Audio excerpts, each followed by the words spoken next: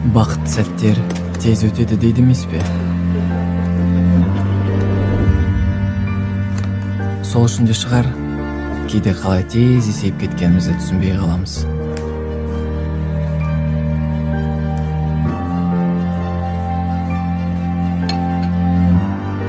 Күнделікті қарбалас ересектік өмір біздің сезімтал балалық жүрегімізді бұрышқа шаң бастыртып тығып қояды. Сол уайымсыз сәттер, бірге сезген қуаныштар, тіпті қазір қарасаң күлкілі ұрыс-керістер, бәрі енді қол жетпес болған соң қымбат екен. Уақыттың желі борандап өткенде бір-бірімізді қуалап ойнап жүрген едік, ал қазір әркім өз өмірінің артынан қуалап жүр. Кезінде балалық шақ дегенде үлкен кісілердің бетіндегі мұңды күлкіні түсінбейтін едім.